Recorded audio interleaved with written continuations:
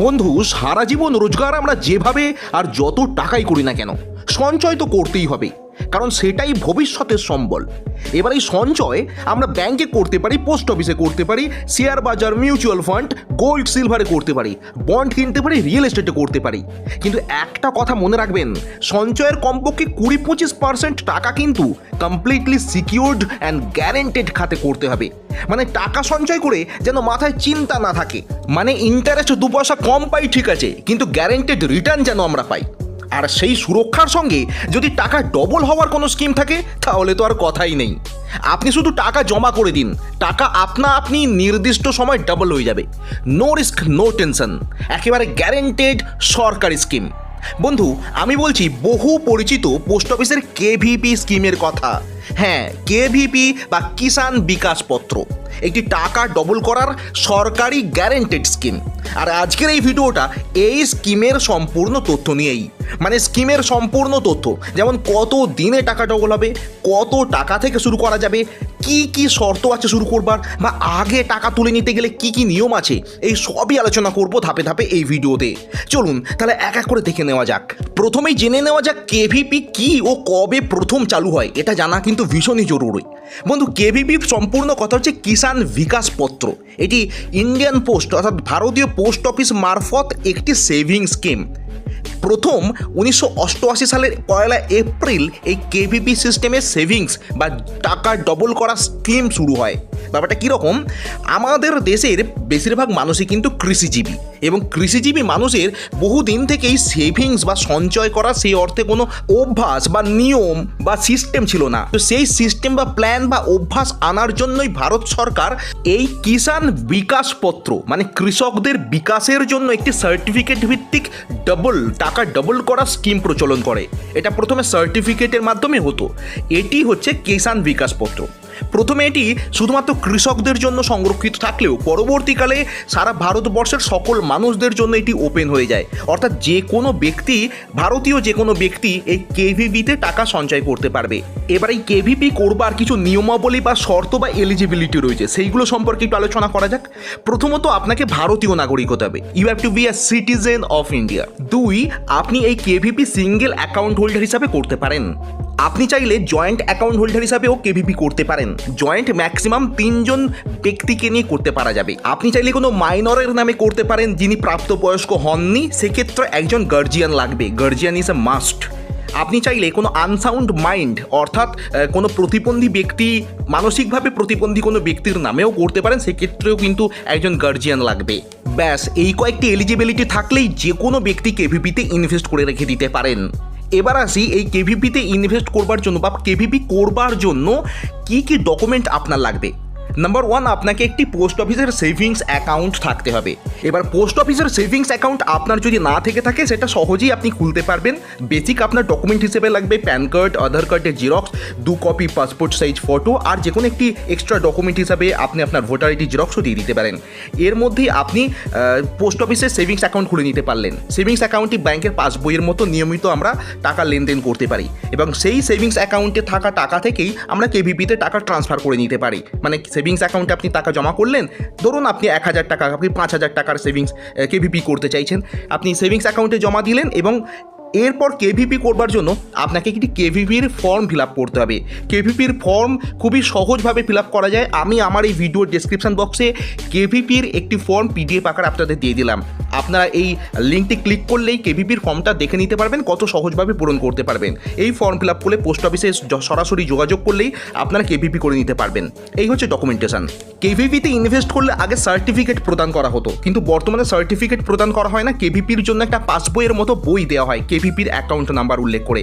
সেই পাসবইটি হচ্ছে আপনার কেভিপির রেকর্ড। সেই কেভিপিকে যদি আপনি ম্যাচুরিটি হয়ে যাওয়ার পর আবার ডবল করে ইনভেস্ট করতে চান, সেই বইটিতেই তা আপডেট থেকে যাবে। এই সিস্টেমেই বর্তমানে কেভিপি হয়ে চলেছে। এবার আসে মিনিমাম এবং ম্যাক্সিমাম অ্যামাউন্ট কত টাকা দিয়ে কেভিপি করতে পারবেন সেই বিষয়ে।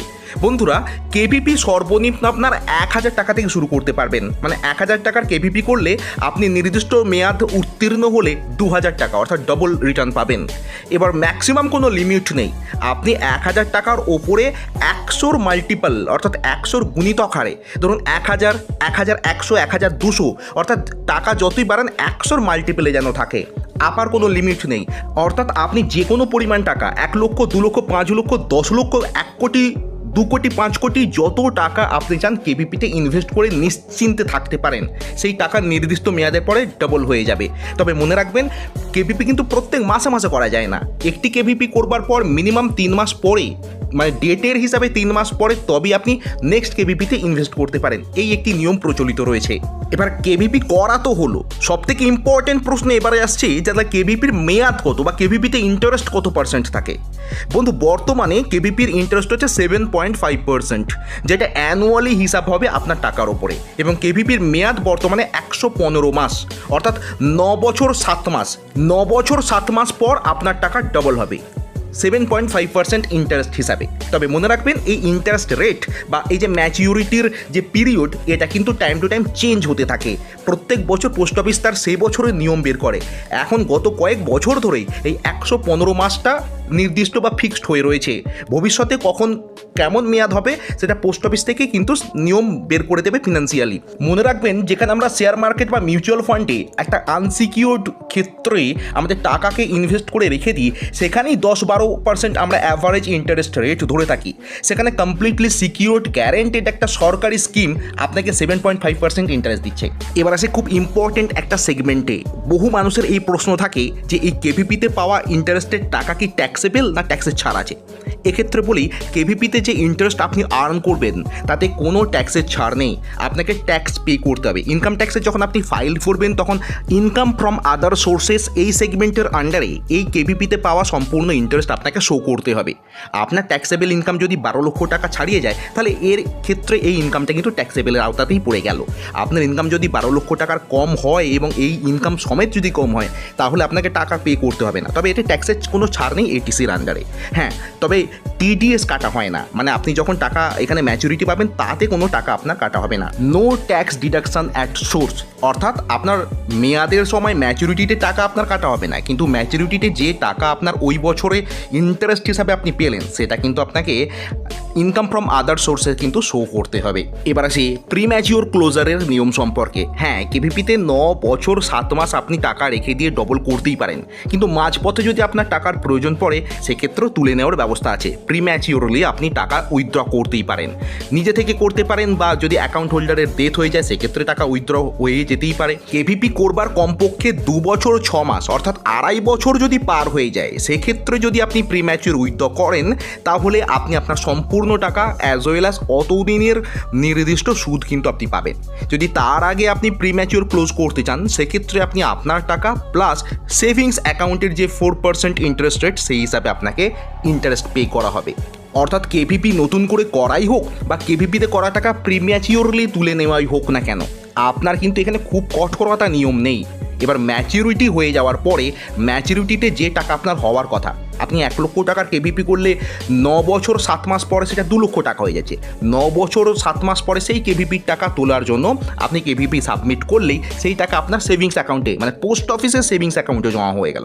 সেখান থেকে আপনি বাই চেক বা ক্যাশ আপনি উইথড্র করতে পারবেন। আর যদি চান সেটাকে আবার নতুন কেভিপিতে ট্রান্সফার করতে, তাহলে কেভিপির ওই যে অ্যাকাউন্ট বা পাসবই যেটি রইল সেটি আপনি সাবমিট করলে ওটাতেই আবার নতুন করে কেভিপি অন হয়ে যাবে, মানে কেভিপিটা আবার রিনিউ হয়ে যাবে। আপনি সেই কেভিপি সেই বইয়েতেই আবার নতুন ডেট দেখতে পাবেন ম্যাচুরিটির। এইভাবে আপনি কেভিপিকে আপনি এক্সটেন্ডও করতে পারেন। তখন যে রেট চলবে বা তখন যে মেয়াদ চলবে সেই মেয়াদে কিন্তু আপনার কেভিপি এক্সটেন্ড হতে থাকবে। নতুবা আপনি ম্যাচিওর হয়ে যাওয়ার পর সম্পূর্ণ টাকা আপনার সেভিংস অ্যাকাউন্ট এবং সেভিংস অ্যাকাউন্ট থেকে উইথ চেক অর ক্যাশ আপনি উইথড্র করতে পারবেন। এখন কেভিপিতে পাওয়া 7.5% ইন্টারেস্ট রেট দেখে অনেকেই এই প্রশ্ন করেন, দাদা ইনফ্লেশন রেটই তো 6%-এর কাছে আমাদের দেশে, সেক্ষেত্রে আমরা কতটার বেনিফিটেড হলাম? এর উত্তরটা কিন্তু ভীষণ সহজ বন্ধু। দেখুন, আপনার টাকা আপনি বিভিন্ন খাতে ইনভেস্ট করতে হবে। আপনি 1 লক্ষ টাকা টোটাল সেভিংস রাখলে তাকে বিভিন্ন পার্সেন্টেজে ডাইভার্সিফাই করতে হবে। তার মধ্যে একটা সেগমেন্ট হচ্ছে সিকিউরড ফান্ড, যেখানে ইন্টারেস্ট কম হোক কিন্তু রিটার্নটা হবে গ্যারেন্টেড, যেই টাকা নিয়ে আমাকে চিন্তা করতে হবে না। সেক্ষেত্রে বেস্ট অপশান কিন্তু পোস্ট অফিসের বিভিন্ন সেভিং স্কিম, তার মধ্যেই কেভিপি তো রইলই। তো আপনি যদি প্রত্যেকটা টাকায় মানে আপনি যত টাকার সেভিংস করতে চান, যদি চান সব টাকাটি আমাকে 10% অ্যান্ড অ্যাবাভ পার্সেন্টেজে রিটার্ন দেবে, তাহলে আপনাকে ওই অনিশ্চয়তার উপর ইনভেস্ট করতে হবে, যেখানে টাকা ইনভেস্ট করে আপনি নিশ্চিন্তে ঘুমাতে পারবেন না, কাল মার্কেটে যদি ক্র্যাশ হয়ে যায় আমার টাকা কিন্তু উধাও। সেই জন্যই বিভিন্ন খাতে আপনাকে টাকা ডাইভার্সিফাই করতে হবে ইনভেস্ট করবার জন্য। তার একটা উপায়, একটা পার্সেন্টেজ কিন্তু এই পোস্ট অফিসের মতো একদম গ্যারেন্টেড সিকিউর ফান্ডেই হওয়া উচিত। এটা হচ্ছে প্ল্যান্ড ওয়েতে ইনভেস্টমেন্টের একটা ট্রিক্স। তো সেক্ষেত্রে দেখতে গেলে 7.5% খুব ভালো একটা রিটার্ন পার্সেন্টেজ, যেখানে গ্যারেন্টেড রিটার্ন আমি পাবো।